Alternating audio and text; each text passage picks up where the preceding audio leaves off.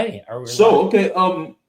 Today we're honored to welcome Douglas Katz, a West Point graduate, a disabled Army veteran, and adaptive product innovator with a career spanning the military, telecommunications, and lending industries.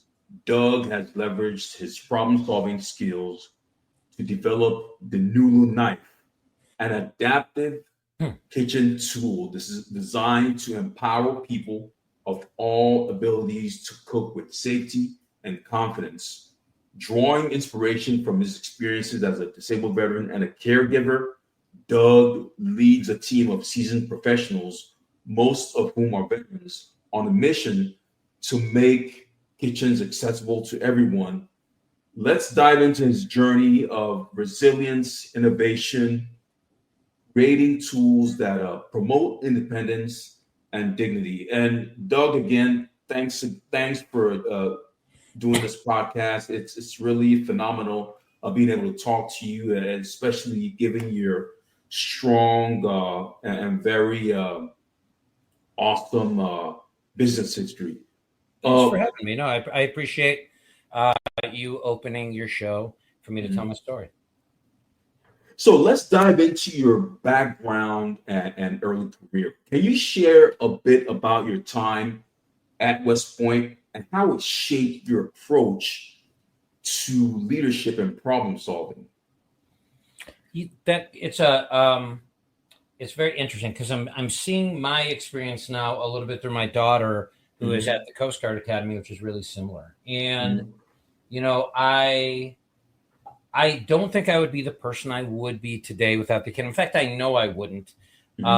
It really, really speaks to servant leadership and understanding that leadership is not about making yourself great. It's about making your team and the people that you lead great. And by the transitive principle, great things happen. And I think that I have embraced it even more as I have gotten further into corporate America by seeing that there is, in many cases, a void of that type of leadership. There is not that, I kind of look at it and say I probably would have exceeded my level of progression that I reached with certain jobs had I been willing to compromise that type of thing and not managing up, but managing down and leading down.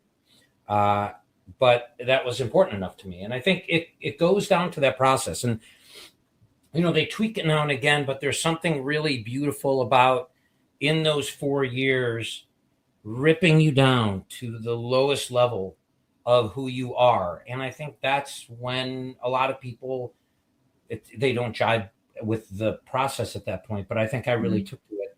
And then they teach you to move up the chain of leadership. And, by the time you're a what they call a yearling at the West Point, you have a couple of people underneath you, but you're 19 at that point, but you're responsible for them. And I would never forget when, you screw up as a plebe, fourth class, and you'd be brought into an upper class room to be, at that point corrected or hazed or whatever.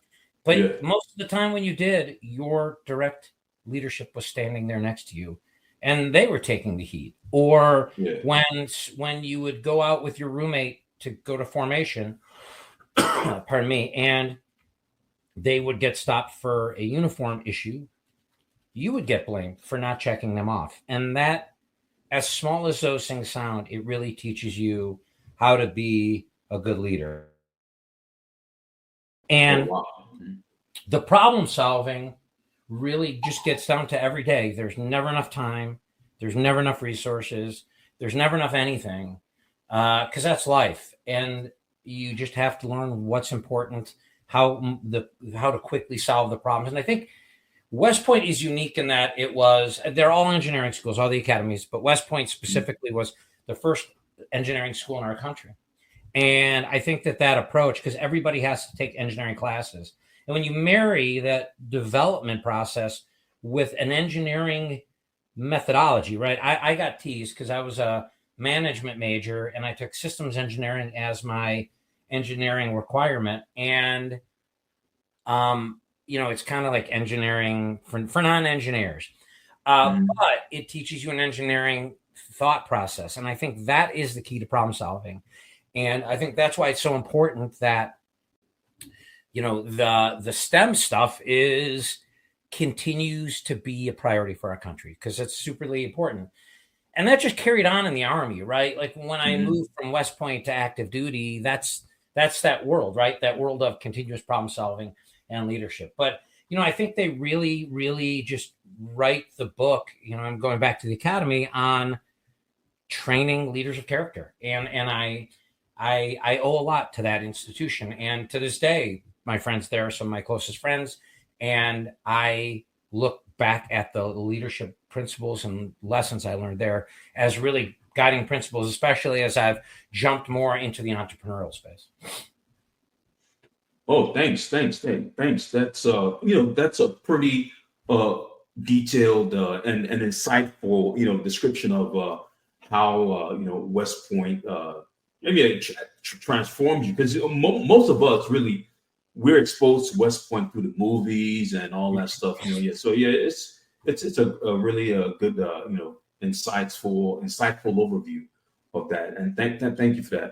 So now after leaving the military, you transitioned, of course, through several industries. What drove those changes, and what did you learn from them? It was interesting. And I think that everybody's experience is different, but I'm really realizing more that it is driven by external factors to some degree, right? So I left the military in 98. The economy was really, really good. I graduated from the academy in 93 when the economy wasn't that good, right? So it was great going to the military, have a great job. But in 98, um, junior officers like myself were very high in demand from corporate America for a lot of the reasons that I talked about in the beginning. And they were really about duty and honor and work ethic and integrity and all those great things. And many of these big corporations snapped us up. And at that time, sometimes I'm mildly resentful of the way that many guys like me were sort of herded into corporate America. But I've tempered that with sort of that was when corporate America was still that very much like the military. You come do your job, you get, you do the work, you'll work there for a certain amount of time. And that's how they sold us, right? Like double or triple your income, and it's just like the military. Mhm. Well, the first job I went to, they just didn't know how to use ex-military people, especially officers. I mean, not that any jobs are below me, but that when you have a certain aspirational goal to move up in an organization, like sending a fax that somebody just wrote is, that's for an intern. It's not for somebody who, I deployed to Kuwait. I'd done a bunch of things that were, we did the National Training Center rotations, and you deploy with equipment and people and you do all these big things. And it wasn't that I felt that it was below me, but I felt that it wasn't going to be where I needed to be. So I was only in the railcasting industry for about 18 months, and I learned a lot of great stuff, and I got lucky and moved over to the telecom industry. But it was still that corporate America thing that was transforming, right? And my ongoing joke, at least up until I became an entrepreneur, was to my friends, when I make a move from an industry to another industry, wait like 2 years and short it. Because I moved to the telecom industry, boom, right? Early 2000s, uh, Mhm. the dot com and the telecom bust. Yeah. And so, I moved over to lending at that point, right? And then '08, like that bust. But my experience was that there was a transformation in corporate America. There was a transformation. You could see there were pensions in the past. Now there's all 401ks. It's more of a mobile workforce, right? It's just not, you don't plant yourself for 20 or 30 years the way people used to. And there are anomalies, but generally that's not the case. So what Mhm. I found was a really transformative time where I wish earlier on I had realized that the things that were fun to go out to the field uh, were more in the entrepreneurial space. And I realized in corporate America what it was really about too often was the person above you doing just enough to not lose their job. and an unwillingness to take risks. And, because then how are they going to pay their mortgage if it goes south? And what happens is I found a stifling of innovation and imagination that frankly I just couldn't keep doing. So then I did go into lending, which was more entrepreneurial, but I think this is really the first time that I feel unleashed. And you and I were talking before we started about accelerators, and I think there are so many great resources now for veterans that more should look at starting businesses, because corporate America isn't what it used to be. And I hate to say it, right? Because I don't like to badmouth corporate America, but it seems like just a lot of times they pay you just enough to not leave. Wow. And right. And that's like really not where people grow and become their best selves. And I think it's not about necessarily starting your own business, but you can find somebody who has a vision, right? My partners will say to me all the time that I'm kind of the beating heart of this thing, right? They're doing more work sometimes than I feel like I do. And they'll tell me, no, you're not. Like, you're doing other really important stuff. That's the kind of thing that I just couldn't find in corporate America. And that's why I made the transition to entrepreneurial endeavors, I guess would be the best way to say it. Oh, wow, yeah. Uh, that's interesting. I also hear similar, similar evaluations about corporate America from all other entrepreneurs that have left. So I think yeah, definitely the way you put it definitely does drive a lot of tons of validity. Let's go into your a little bit into your military experience. What lessons from the military career have been most applicable, would you say, to your entrepreneurial ventures? It kind of goes back to the amorphous but generally accepted view of like character, right? Like, Mhm. you work with people with character if you conduct yourself as a person of character. And with that, I kind of lump in integrity and work ethic and all those things. Mhm. I think that's the most important thing, is pick your people well. I'll tell you, the one mistake I made in corporate Mhm. America was getting there and wanting to, the feeling that I could lead people out of non-performance. And I think a lot of military guys feel that way because you don't give up on it's not like you're going to chapter someone out of the military until you've done everything that you can to make them Mhm. successful. But I think generally in the military, you're starting with a better raw material, right? And what I found in corporate America was I often waited too long to cut bait. And I think that the military sort of ill-equipped me in that point for the military, or I'm sorry, for the civilian world. I think that it taught the right lessons. I just never made that transference over to, hey, this isn't somewhere where everybody is as motivated and engaged and driven to the mission as you are. Some people just want to go home at the end of the day. And that, I think, is a very, very difficult acceptance, right? Like, you always kind of believe, hey, the speed of the leader is the speed of the pack. But what I found out, and actually it's something I tell my kids a lot, is if you consider yourself above average, and if you've exceeded things above average and you did well in the military, the reason there's an above average is there's an average and a below average. And the reason there's an exceptional is there's all the people below that. And I think the lesson that I've sort of long term learned is find those people on the other side of the curve and get rid of the ones on the upward slope, right? The below to average. You can't build an organization on that. Mhm. And when you look at that downside of the slope, which is the above average or exceptional, that's where you have to find your people. And the military did a great job of giving you those people Mhm. and training them, and they give them to you. And then all you have to do is lead and set the example and do the right thing, because you're not worried about all the other stuff. And I think that the lessons that I learned were sort of, I guess, anti lessons, is that I had Mhm. to change how I approached things to get the right people so that I could reclaim the sort of dynamics and chemistry and culture that I had and thrived in the military. And, I think that unfortunately it's probably getting worse than better in corporate America. And that's why, again, I'm a very big advocate for people who have the abilities to kind of pursue that entrepreneurial world, because I think it does harken back to that military feeling. It does harken back to where you have autonomy, right? Like, I love when people say, wow, the military, that must have been really constraining, or, all the things that they think because they've watched TV and movies like you talked about with West Point. And the reality is, it's just the opposite. You're given so much autonomy that you almost take it for granted.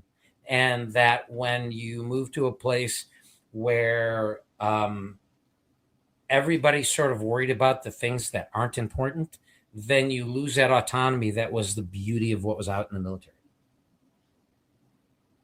Oh, wow.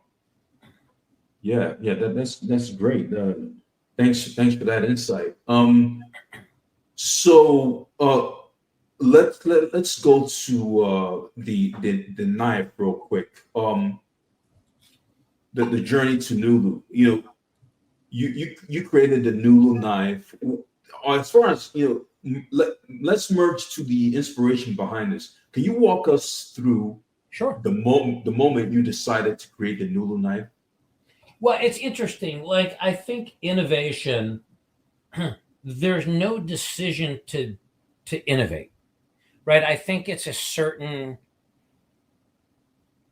it's external factors. It's who you, like, it all comes together at a certain point.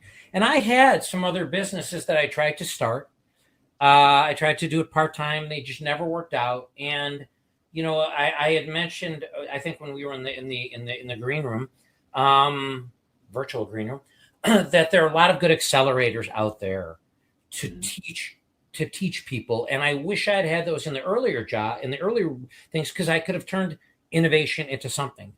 Frankly, the NULU, I had been given a great gift by my wife, and it was a beautiful custom-made knife, and she had kind of established a relationship with the gentleman who was selling them when she was up visiting some people in Wisconsin, and they got to chatting and talking back and forth because she was going to buy another knife for somebody, and she uncovered that he had taught back then he retired now, but he taught bladesmithing classes. So it was cool. He actually let my son and I go through his first and I think second to last father-son class, because where my son and I did really, really well in there, the next people, I guess it was a disaster. But I went through that class, and in about 2021, I moved from Oak Park, Illinois, to an area called Trout Valley, and I was fortunate enough to have a full like a shop, like a tool shop. And I had wanted to do more knife smithing, and I was doing that and have some major upper extremity issues. I just got my shoulder rebuilt last year. I have really bad chronic bouts with things like, tendonitis and tennis elbow. And, it's just beat up, right? Like all those, like arthritis, you name it, like all those Army guys, tend to get beat up. So I was at a point where I couldn't cook the way I like to, and I like to cook, and I couldn't swing a hammer to make a knife. So I was kind of pissed off, and I was in my shop, and I keep a lot of scrap metal around. Like, I may not use it for knives I'm going to gift to people, but I'll experiment. And I had a circular saw blade sitting there, and I had made a pizza cutter in the past, and I had seen some NULU knives, which is an Inuit knife, in the past, but I thought it could be better.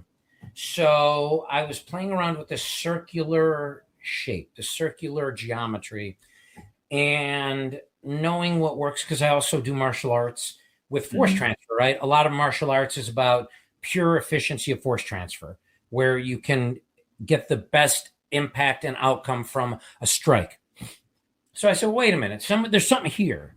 So I created this ugly prototype just to experiment with, and I put a handle on it and was like, wow, this is really something. And I figured out of all my businesses when my kids were like, Dad, this isn't crazy. So I was playing around with it a little bit, But what I actually want to talk about is that was not when the magic happened.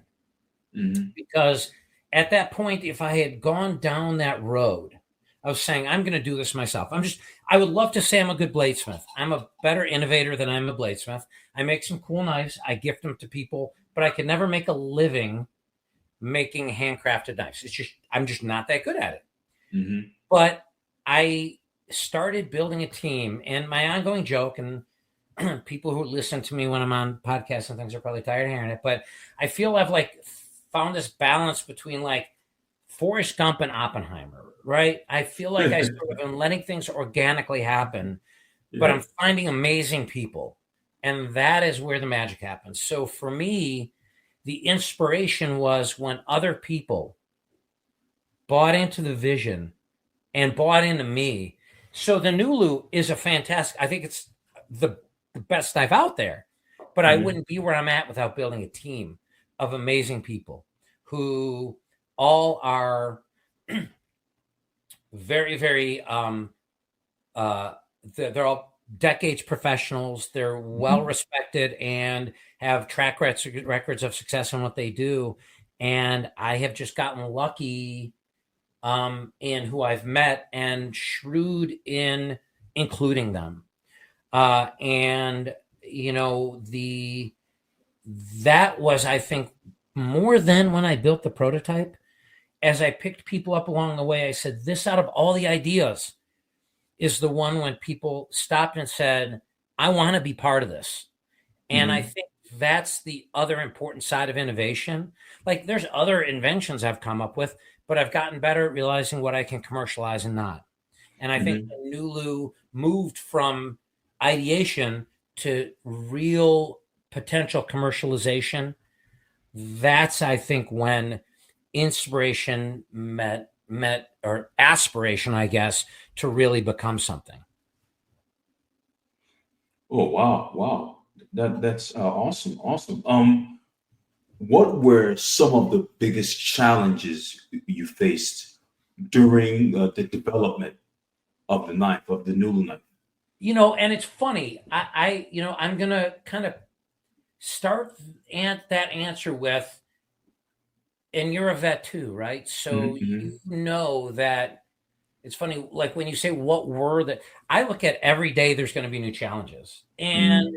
when I read like startup stuff, it's really Yeah. funny, right? They're like, oh, you're going to grind it out and it's a lot of problem solving. I'm like, that's what I missed about the military, right? Being in the Mm-hmm. field, your hair on fire, dealing with all that stuff. So I think the challenges have been really, really exciting things. And before I talk about the ones that have really affected us, I think that the key is transforming that challenge into a component of refinement and direction in the company. So manufacturing has really been our biggest challenge. And I think it's a knife that we can't produce domestically yet. Um, so we're dealing with the whole tariff issue. But Mm-hmm. before that, it was finding someone who could make it. And I'm lucky enough to have a gentleman who joined our organization who's been in the knife industry for a long time and has helped us refine that part. But we wandered the desert for months trying to figure out how to get it made. And, I think the lesson I learned was I talk about academy guys and veterans as a really good starting point, but sometimes sticking with it too long can create a obstacle from a challenge. And there's a gentleman we're working with, great guy, but he was just over his skis and kept putting us off. And I was giving him the benefit of the doubt because he was a West Point guy. And I think my biggest mistake was that. Mm-hmm.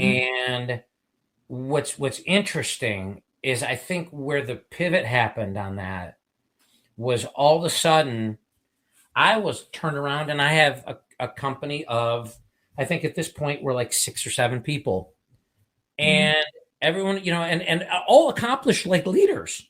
So I'm Mm-hmm. looking and I'm like, well, I don't want to step on anyone's toes. And then one day I woke up and I'm like, okay, I got to solve these problems because everybody's looking to me. And some people are doing it part time, but I need to make it my job to work them into full time. So if I'm going to solve this manufacturing issue, I better get figured out. And for me, again, it was finding the right people. So I think there is no one challenge. It's that matter of embracing the challenge. Yeah. Because now I know a lot about manufacturing in general. I was a manufacturing guy, right? I was a marketing and sales guy. So I think it's loving the challenges, right? It would be super boring without that stuff. Yeah. I think the other big challenge is perception. And I think I underestimated, like everyone wants to be a disruptor, right? Oh, I want to be a disruptor. And I do too. But if you're a disruptor, you are inherently going to be running into the headwind. So I think the degree that people just don't get it, I'm doing air quotes, until you're able to articulate it in a certain way. So to be honest with you, this is where challenge opportunity, right? I think that's I took Chinese at West Point. The character of like crisis is opportunity. And you hear that often, but I think it's really true, especially for entrepreneurs, because what's interesting is when we found out that people were like, I don't get it. We actually went back as an organization and said, well, wait a minute, let's figure out one geometrically and I'm going to say scientifically, but it's sort of I shouldn't say pseudoscience, right? It's a matter of taking engineering principles and applying it to something, but not necessarily having all the data yet to say that it works, because you just don't have it when you're an entrepreneur. But we went back and we said, why does this work so much better? Because we have to be able to explain it. And by doing that, we created two principles or two theories that we use, and they're proprietary. But we looked and we said, okay, there's what we coin as force transfer geometry. That did not exist as something before. But because people didn't get it, we were like, well, wait a minute. What is a terminology that can communicate the theory behind this in a way people can understand? If people had gotten it like that, well, that would have been great, but it potentially would have robbed us of something we could potentially use in later products. And when we were trying to figure out our market, right, because we were initially going to look at trying to get external funding. It's just hard, right? We're doing a Kickstarter now because it's a really, really good way to sell to raise money for a product like this. But the world of fundraising today, it's mostly people are looking for tech. They're looking for SaaS products, software as a service. They're looking for ROI that a consumer product won't necessarily provide. A knife is going to be maybe 6x for an investor at best. Now, the reality, though, is if you've shown revenue, maybe you can draw some investment, but it just creates a whole different ballgame. So to some degree, having to go back and retrench, we also retrenched our market. And we said, well, wait a minute. Why are we not looking at this as a symptomatic manifestation problem as opposed to it's a great knife, right? So if we say it's upper body issues, well, what does that mean? Who has upper body issues? So we created another model. It's a proprietary model we created called the ability curve, because what we said was, well, wait a minute. Your ability or disability, one thing is not binary. You are at different levels of ability at any given time in your life. And when you're a child, when you're using something like a knife, you're inherently disabled, right? Because you're not strong or coordinated enough. So we took the view of disability, and our goal is to turn it on its head. If we had never had that challenge, we never would have happened upon these amazing things. So I think that regardless of the challenge, I think the lesson that I would love entrepreneurs to get from this podcast is to say, embrace the challenges, especially with stuff out there like AI now, right? Where you can be Tony Stark with Jarvis solving these problems. These challenges should make you an amazing organization. So I hope that answered the question. Oh yeah, absolutely. Yeah. This is fantastic. Thanks for the insight on that.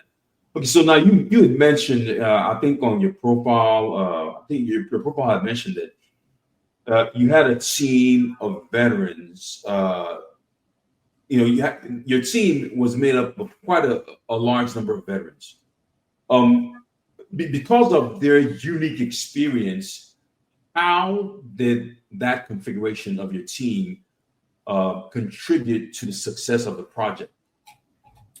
And right now, actually, we've grown, so we're now a little bit less. We're probably 50-50.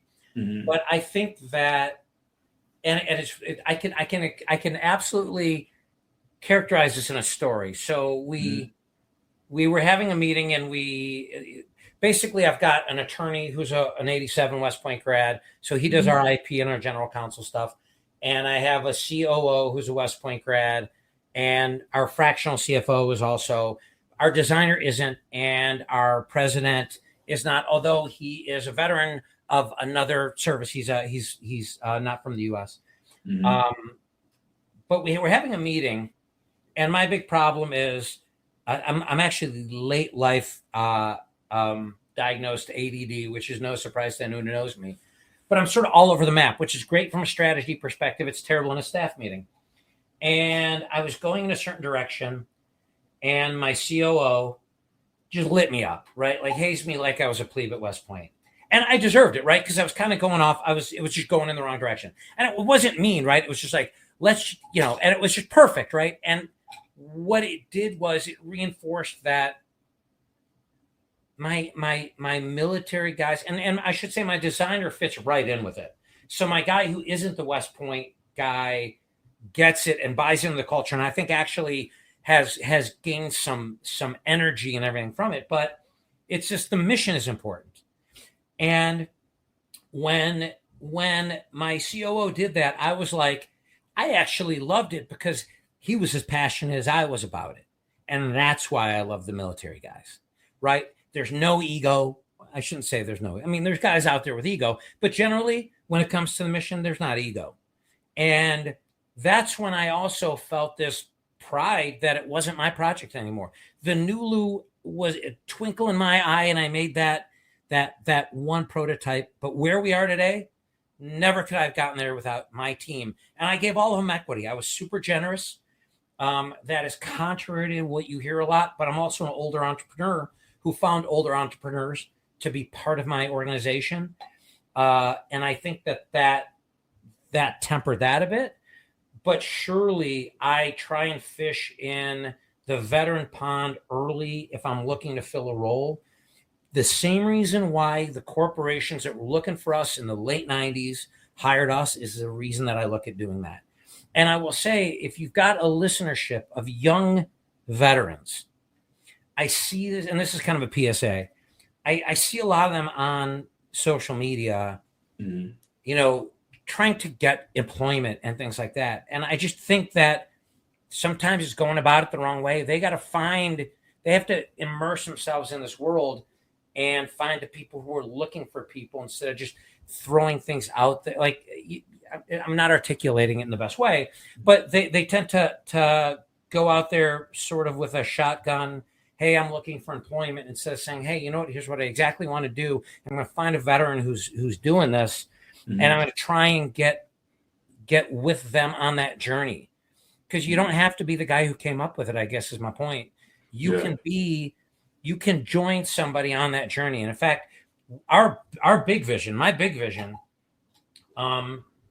is that NULU is the first and other products that I will, with this team, be able to bring to market. But what I really want to do is pay it forward and pay it back, I guess, to guys like me who we want to stay in the adaptive space to the extent we can, but help them get businesses off the ground by having them, it's commonly referred to as a venture studio, but have them be able to leverage the team that I have created to be able to bring things to market, because I think we need more of it. Oh, okay. Okay, great. Awesome. Yeah. Okay, let me ask real quick on the design of the knife itself.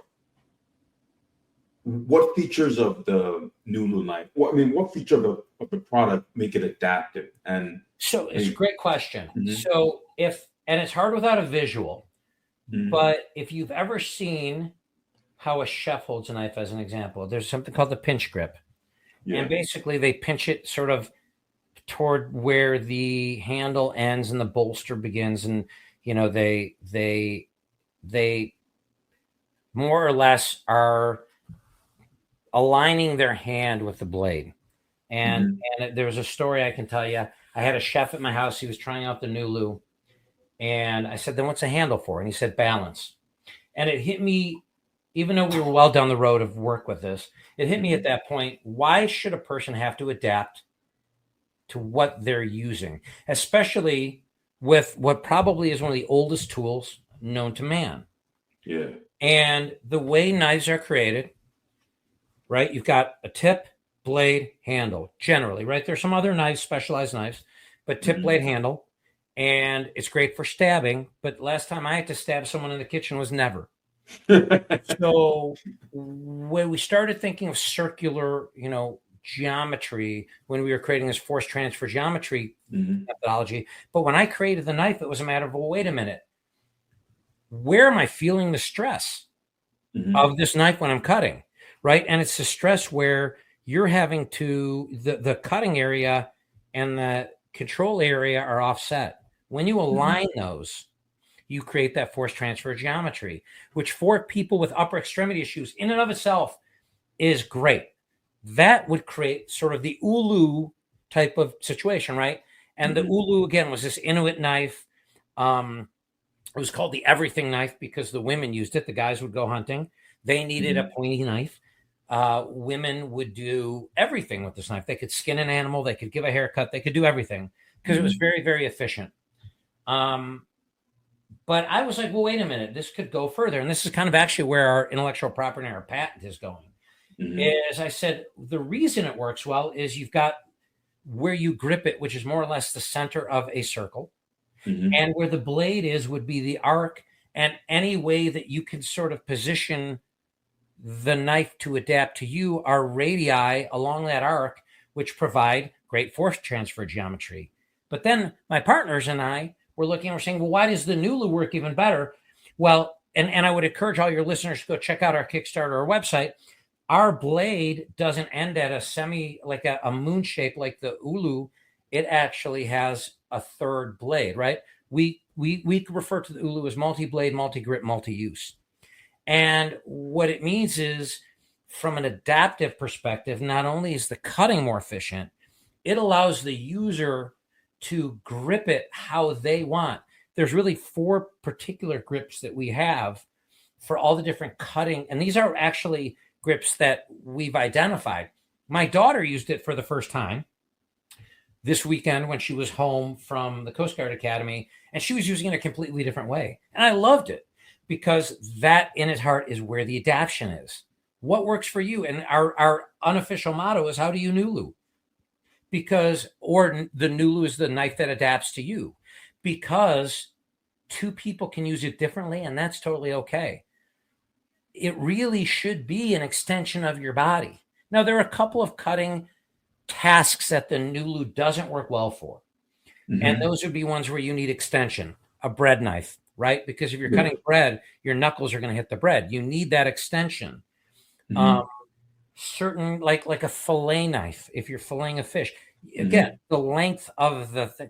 But we actually, this weekend, my daughter and I both tried it, taking the breast off the turkey, not this weekend, I'm sorry, on Thanksgiving, cutting the breast off the turkey, where most of what I've read is that's what you should do anyhow, and then slice it once you've removed it. Well, at that point, the NULU was great for that. So the way it really adapts is that there is no right way to use it except if it's unsafe. Wow. We're actually really hoping that as it gains traction, to really get some traction on social media where people can show us how they're using it, especially people with disabilities, because then that builds a whole knowledge base of, hey, here's how this person used it, right? Because although there are similarities of symptomatic manifestation for maybe somebody who has arthritis and somebody who has MS, right? They're both going to be affected with grip, coordination, dexterity, and strength. It's going to be a little bit different for each one of them, right? Like for me, I've got a really bad arthritic right hand. Yeah. I can swing, there's a video I did testing out a machete that I made, and I can swing a big knife like that all day long. If I get arthritic, it's the grip issues, right? So Mhm. this is where it adapts. So it's kind of a long answer, but this has been a long journey, right? It's been Mhm. several years kind of refining and creating and getting where we are with the to market product. Oh wow, wow, interesting. Yeah, I mean, it definitely got me thinking. The what you had mentioned at the very first, you know, the very first segment answering this question.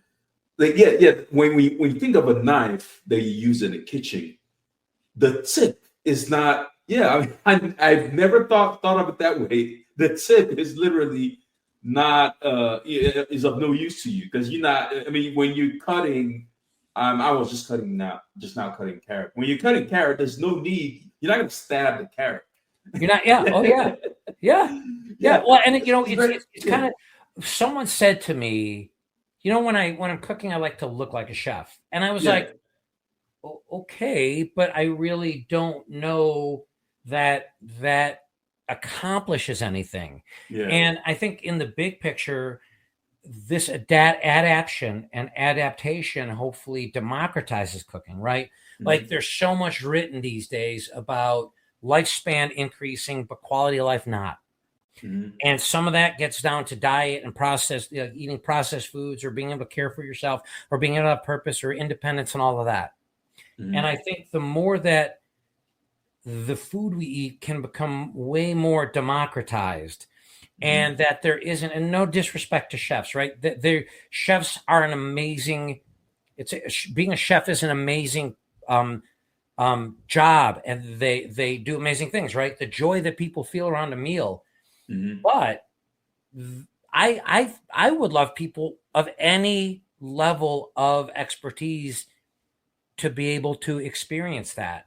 And with the advent of AI and the integration of AI into mhm, things like being able to come up with your own recipes, we're hoping that the NULU becomes a key component in people capturing or recapturing control over their diet and their well-being and all of that. So we're hoping that it's a simple thing that can have a huge impact.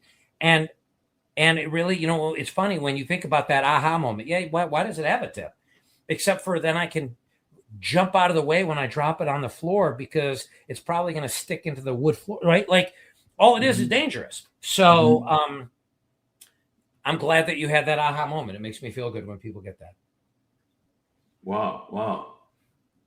Um, yeah, let's kind of dive into the lessons from entrepreneurship kind of segment. Um, so when you were through your entrepreneurial journey up to the time you started the Nulu Night, Mhm. you have experienced setbacks. What advice would you give to aspiring entrepreneurs I about? think for entrepreneurs, I look at the one, get help. Mhm, For some reason, everybody is convinced if I talk about my idea, mhm, then someone's going to steal it. mhm, Um, the best thing I did was start talking about my ideas. I think my other ideas in the past could have potentially been successful had I been a little bit more open to mentoring, coaching, and other stuff. And if it's a young mhm, entrepreneur who's listening, get a mentor. mhm, And, again, I said go through an accelerator, do that, right? mhm, Find ways to take your idea and validate it and determine whether you can commercialize it, mhm, and listen to those people, right? The first thing I did, and I should say, find an idea that you're passionate about at least the first time out. mhm, And I don't say make your passion what you do because that's not always viable. But if mhm, you're going to create a product or a service, you better be passionate about it because you're going to be talking about it a lot. mhm, You're going to be thinking about it morning, noon, and night. And you want it to be something that, as I said, when I like talk about wanting to bring people along for the vision, you're never mhm, going to communicate something on that you're halfway about. So that was a big lesson: is get help, seek help, mhm, and listen to those people. And you'll find that people, like, I took a big risk. I reached out to a bunch of knife companies early on, which is a big risk, right? Like, yeah, I was patent pending, but and I found all these guys to be awesome.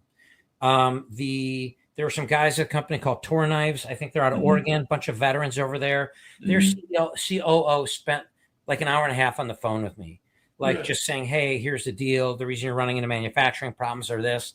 Before that, the CEO of Buck Knives, right? Big company.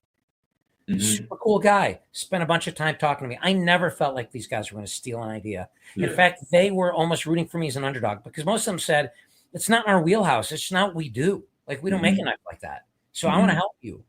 The guy from Buck Knives, he was super cool. He reached out back a couple months later and was like, hey, I may have found a good manufacturer for you. I wanted to pass a name along. None of that would have happened if I hadn't sought help. And be coachable, right? Listen to what people are saying. And if you're passionate about it, people will come along, right? People will want to help you.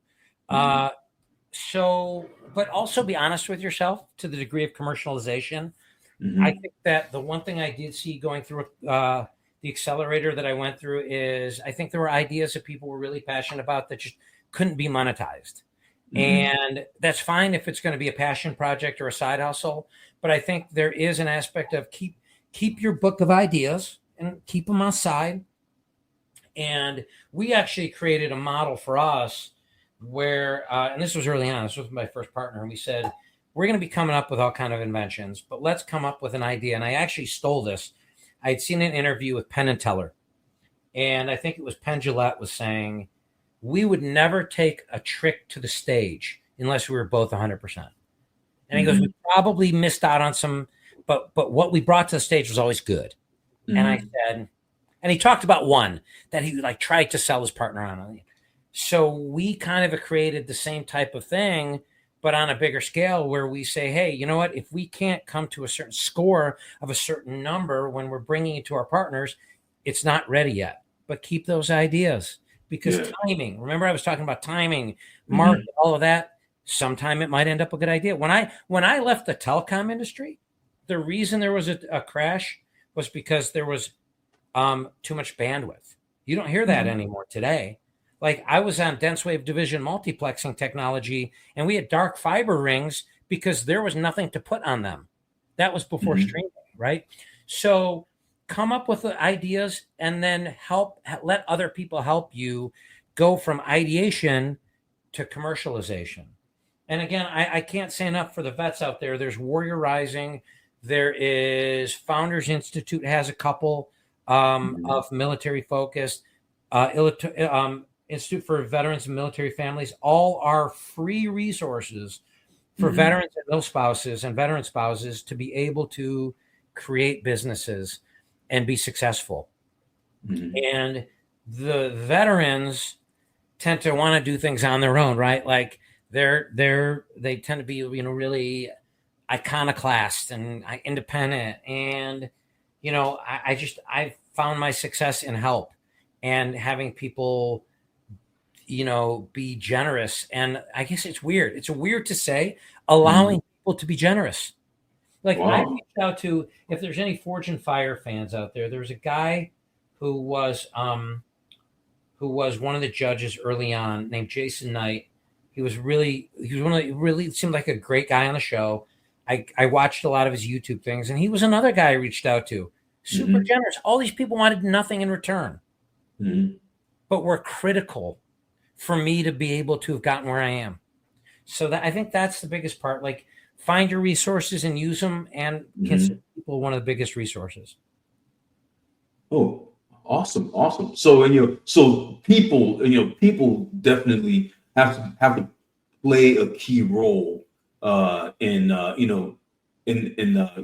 making in the success as far as not just the skill, not just the skill that you have for making a product or service, but the people that you talk to along the way are definitely significant.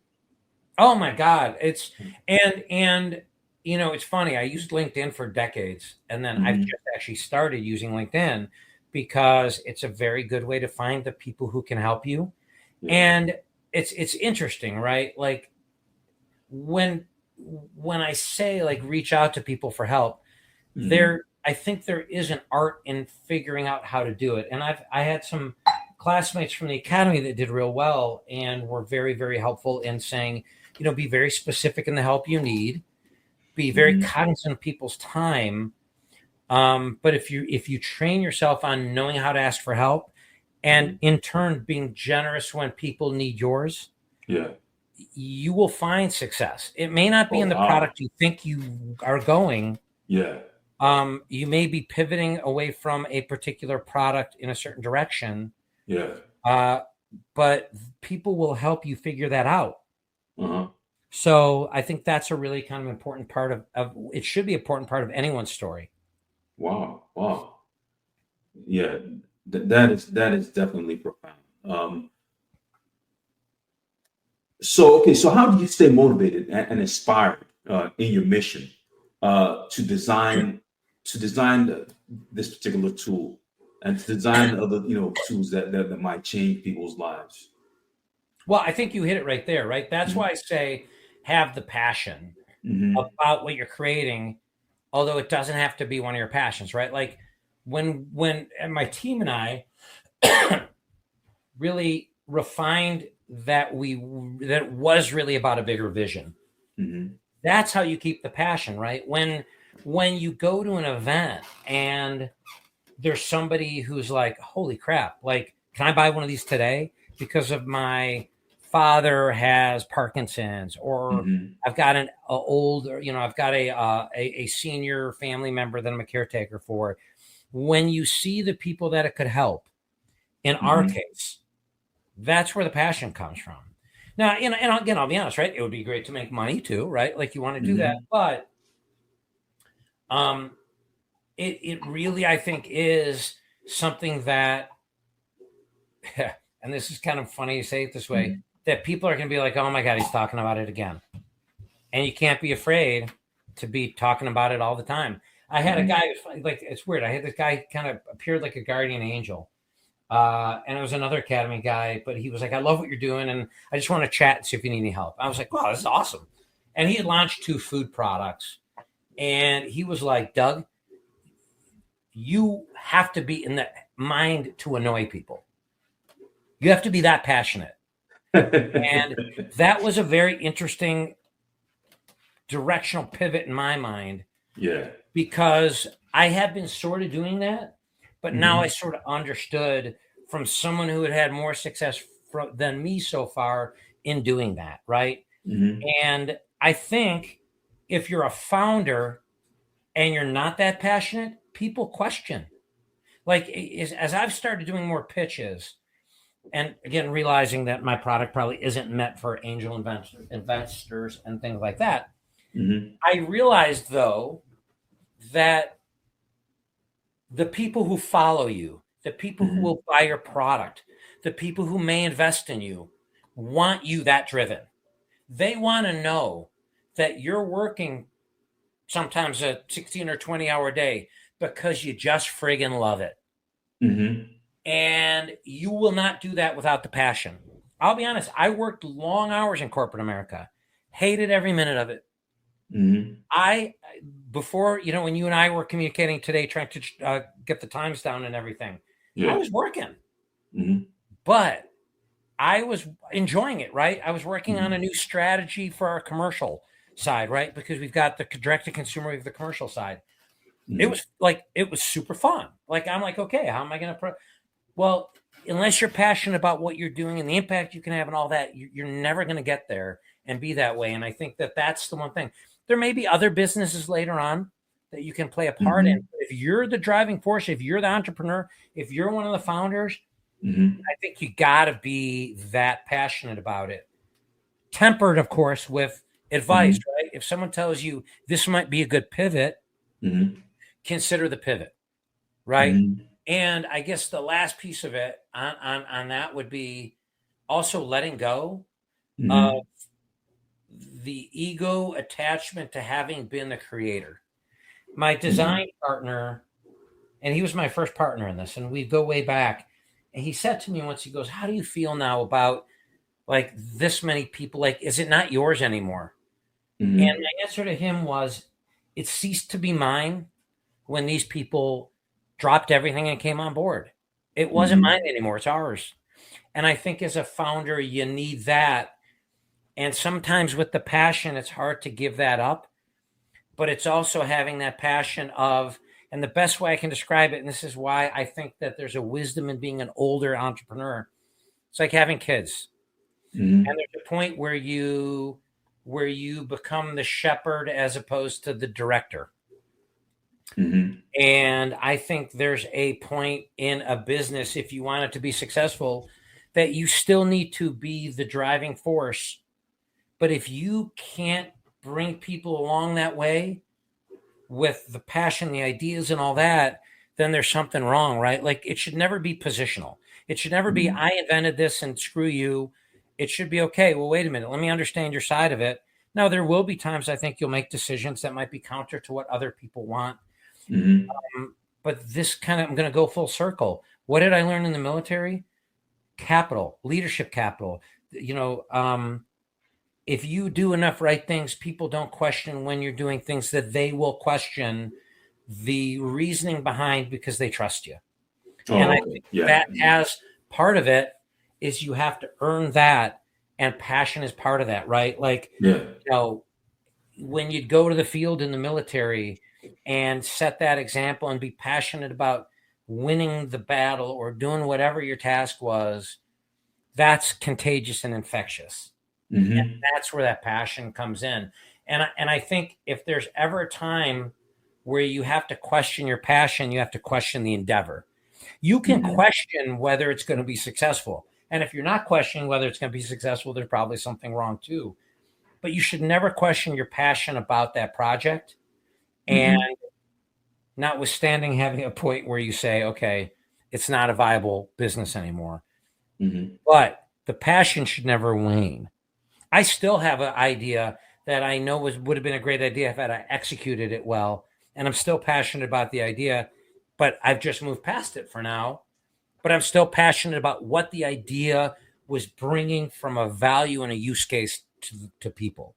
It just wasn't commercializable at that point. Yeah. So I hope that answers that passion question. Oh, yeah. Sure. Sure. Absolutely. Absolutely. Um, yeah. I mean, sometimes people, new entrepreneurs don't see the importance of the actual raw passion, that inner drive. But yeah, the way you put it, it's definitely insightful for people listening. So now let me kind of pivot a little bit on looking ahead. Now because I think earlier you had mentioned like with the surge of AI and the surge of new information, you know, it brings a new dynamic. Now let me ask you. So, as far as the future of adaptive tech, where do you see NULU and an adaptive kitchen? I'm going to buy Well, me one of these now. I'm going to give you one of these things just because of that statement that you made. no, I hear. I think our goal, Uh-huh. and again, we want to be thought leaders in this area. I can't, Yeah, like, if you look at adaptive stuff, yeah. it looks janky, right? Like, oh, we're going to take a knife and put an ergonomic handle on it. Mm-hmm. And I think the switch in our heads as a Mm-hmm. team, when we realized that disability is a scale, Mm-hmm. then we should be able to mainstream adaptive more easily. And I think what it comes down to is a feeling that embracing certain adaptive things Mm-hmm. represents a giving up, I guess, or Mm-hmm. a recognition of disability where others don't, right? Like Mm-hmm. people will do things to make their life easier, but not call it adaptive. But when they want to, if they had to use something that was purposefully built for adaptive reasons, sometimes they're afraid that there's stigmas or other things that can impact their perception of themselves and from the outside. And I Mm-hmm. think we would love the future of it to be beautifully, elegantly designed adaptive products, right? Mm-hmm. Because here's the secret. Like we have an approach within our organization, Mm-hmm. adaptive, assistive, adjacent. Mm-hmm. And some of those terms are thrown around a little bit differently outside of our organization, but we look at it as need based adaptive, right? People who have degraded strength, coordination, whatever. Then Mm-hmm. other people look and say, well, I'm headed in that direction because the beauty of our ability curve model is it's not a static model. So if you were, let's say, 35 years old in good health, Mm-hmm. one, you've probably ended up somewhere less able along your lifetime due to an injury or something else. And Father Time wins. So we're all going there. So Mm-hmm. what we hope is that by creating a scale and an associated curve, that it gives people the permission structure to get a little bit more, to explore a little bit more about products that make their life easy, right? You Mm-hmm. shouldn't, it's like anything else, right? You shouldn't resist the adoption of adaptive products if they're better for what you're doing. But then Yeah. you have the people who say, yeah, I hear what you're saying and I don't like, but I want to look like a chef. That's where we want that code switch in people's head to where they Mm-hmm. say, wait a minute, why am I making my life more difficult? Technology people will, you were talking about AI. They will jump at certain adaptive things. So where we're hoping that we can maybe lead the charge a little bit is to say adaptive doesn't mean you're in a wheelchair. Mm-hmm. It could, but it doesn't have to be, right? It's kind of like Mm-hmm. you hear everybody isn't this, but everybody who is this, right? Everybody who uses adaptive products is not disabled, but all disabled people probably would get benefit from adaptive products. But if our scale is 0 to 10, and let's say 9, 8, 9, 10 is where you're maybe not disabled, Mm-hmm. well, then everybody below that is. So we better start getting better at creating products that people will adopt in an adaptive capacity sooner. And it's a little bit wreaked havoc with us because we were trying to figure out what the go to market is. And when you have a market that you create with like the ability curve, like we did, it's this confluence of all these different things. So, well, do you go after the kids market? Do you go after the adult market? Do you go? So we really had to pick our market, Mm-hmm. but this is where the adaptive, assistive, adjacent, we're really hoping to look and say these products as we roll them out, and NULU hopefully again is one of many. There'll be other accessories for NULU. There'll be other versions of NULU, but there's other products Mm-hmm. we'd like to bring to market too. We hope that every time it will get a little bit easier because people will have built some credibility. We're already trying to, as much as we can, entrench ourselves with organizations like state adaptive offices whose job it is to help people with disabilities find the right products for them to remain independent.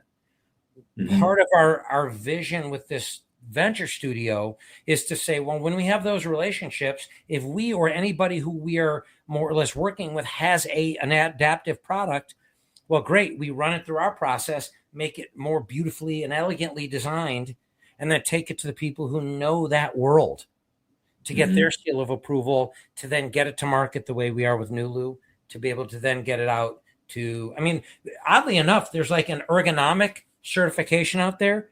There are no certifications for products focused on disabled people. Oh wow. So that's why we kind of are trying to write the book a little bit and say, well, if we talk to 52, because there are 50 states plus, Puerto Rico and Mm-hmm. Guam and all this, like, but they all have adaptive offices. Well, if we can Mm-hmm. get the majority of them to say, yes, this is a good product, we're more or less doing what we would have done with a certification. So that's where we're trying to really, really find the people who need it to get the refinement and then bring beautiful design to that. Because again, if you look at adaptive product, not, I mean, again, it's a lot of it looks like torture devices.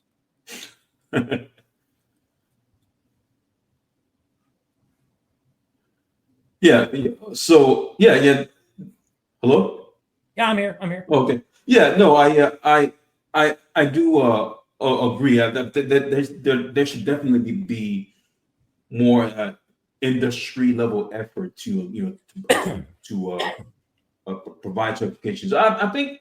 So, okay. So before I forget, you had mentioned something. So let me kind of uh, link back to what you had mentioned. You mentioned that you were working with I think partnership organizations or partnerships.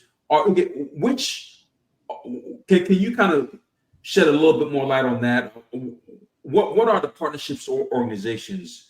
Well, Uh, we're trying to do a lot of different ones. So the mhm, first ones is we're reaching out to organizations who are affiliated with people who would have the symptomatic profiles that our knife helps. So mhm, state adaptive offices, orthopedic and uh, occupational and physical therapists, those mhm, type of organizations. One, we're going to be pivoting to the kids market, but there are some mhm, very large organizations that are focused on independence for young people with Down syndrome. So mhm, what we're really trying to find are those organizations that truly understand those needs, because mhm, they're going to immediately understand the use case. mhm, And oddly enough, it's they're many are surprised when you're reaching out to them, because they're spending all their effort trying to find the right products for the people that they're helping.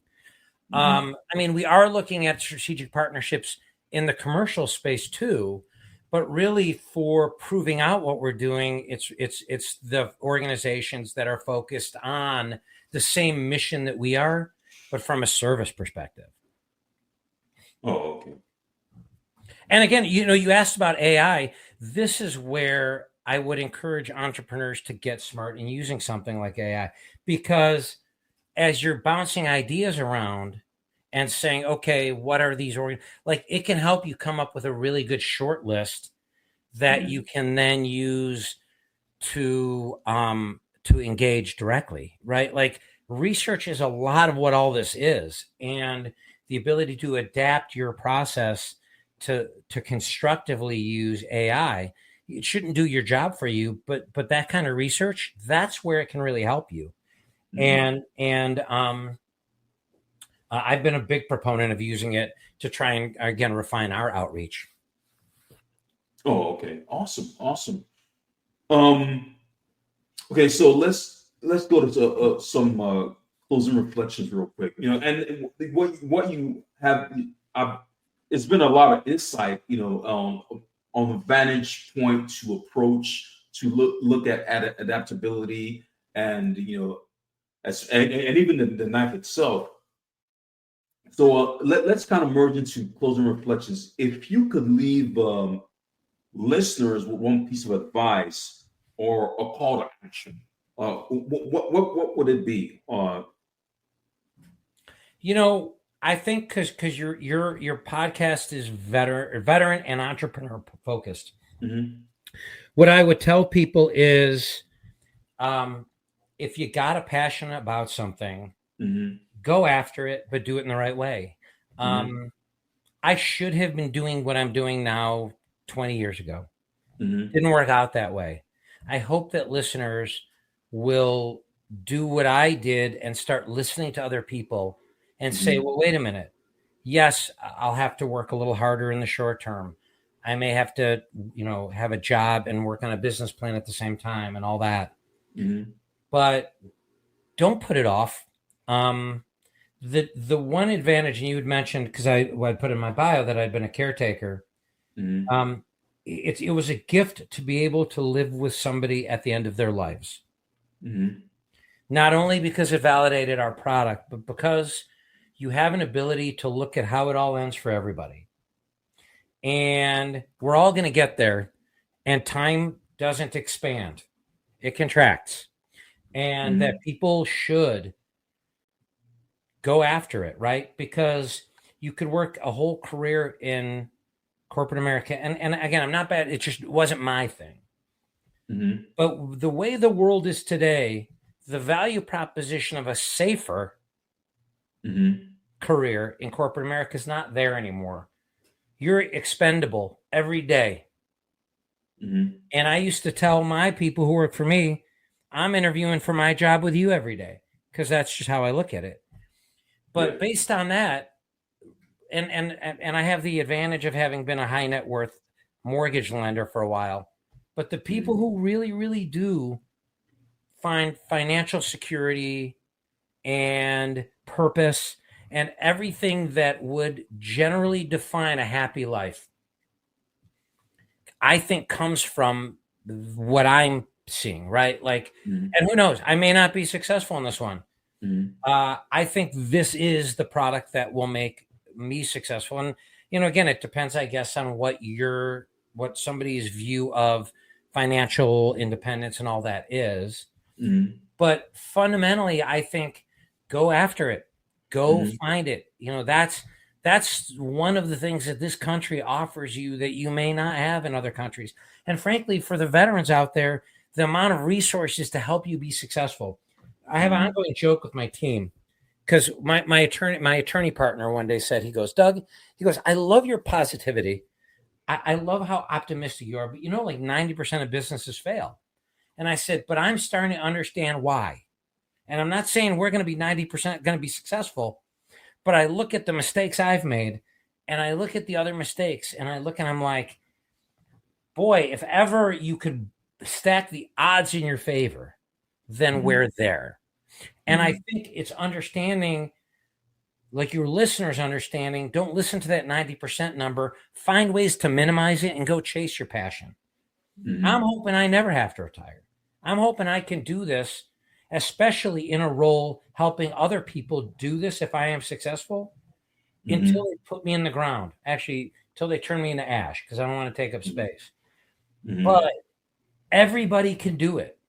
You just you got to have and this is where the passion comes in, right? Like and I know I'm going long, but I can give one thought. So when I was, this was like the early 2000s, and I was kind of having a crisis of what I wanted to do, and there was a cleaning company that was running a contest, and they were going to give the entrepreneur who won the contest like a free franchise and $50,000 and all that.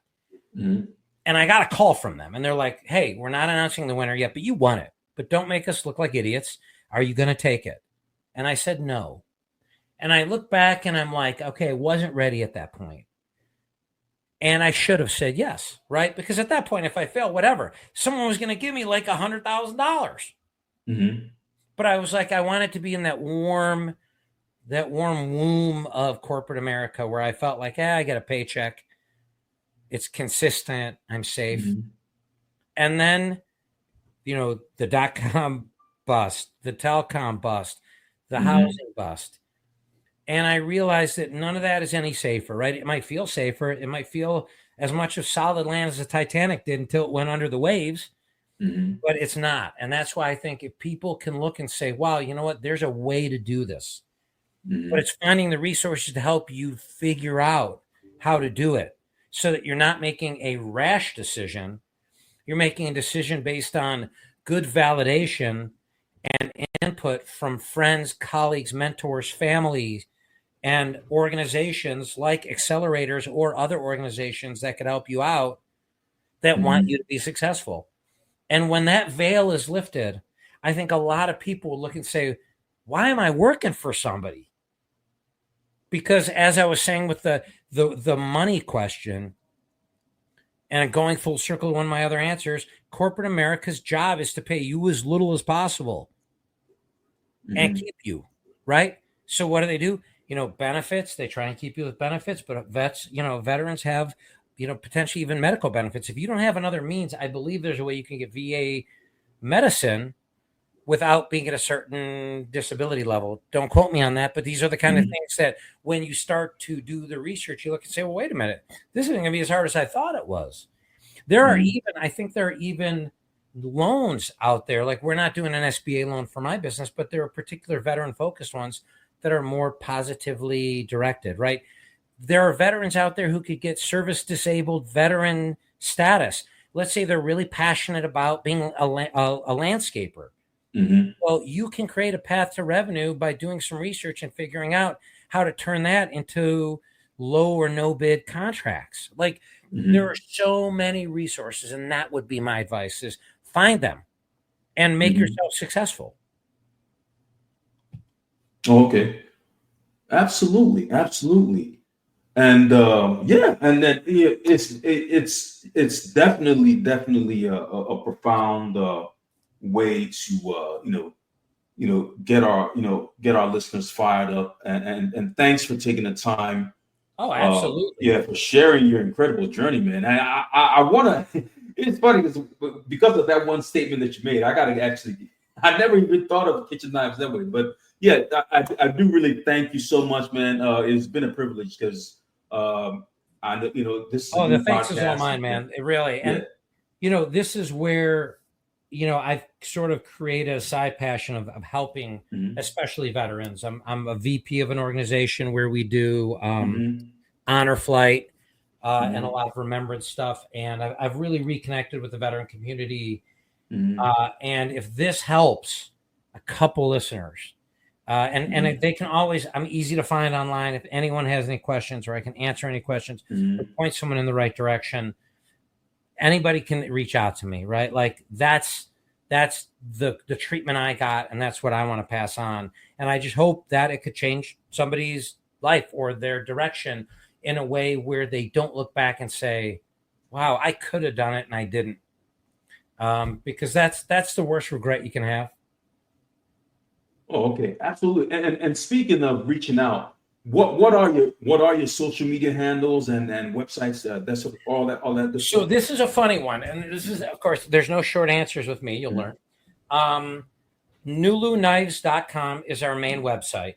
They can go there. We have a Kickstarter going for the next 2 weeks and mid-December, and they can get to the Kickstarter from there. But our main site is NULU Knives. We're on Facebook, LinkedIn, Instagram, Threads. What else? We're on all of them. I don't think we're on X right now. And that's our official channels are all there, all our official handles. And there's too many to go through here, but if they put in NULU Knives, they'll find us, and we'll have all the links on the website. Now, my deal with my marketing team is they're like, we got to let you be you, but we can't do that on our official stuff. And I totally agree and respect that. So I have a YouTube channel of my own, and we are on YouTube for NULU, the official stuff as well. But I have my own channel, NULUing with Doug, and I think I have a TikTok channel now that my kids created for me. And I have some of my own stuff where I'm doing a little bit more demonstrations, kind of lighter content where they can see the knife in action, and that's where we're actually hoping to morph it into getting some input from users. But so they can find us. We found out that NULU is used on like a couple of other non-knife related things. But if they put in my name, they'll find me on LinkedIn, and from there you can get to most of the different things. If they go to our website, they should be able to get there. And if anybody listening is like, I really want to know all this stuff and I can't find it, email me and I'll send them links to all our handles. But that does remind me to say, anyone who's listening, please subscribe, follow, and share. Our big challenge is awareness, and it's a guerrilla marketing campaign because I'm not rich yet. So if you know somebody who the NULU can help, share it with them, the links about it, so they can know about it and potentially secure one for themselves. Absolutely. So to all listeners, don't forget to check out NULUknives.com, including all the social media handles, and all those links are going to be on the description. And just to support the mission. So until next time, stay inspired, everyone, and keep innovating. Hey, thanks, Doug. And I think thank you for having me, man. And good luck with the podcast. I think this is you're building something good. And if I can help you get any guests, please let me know. All right, thanks, Doug.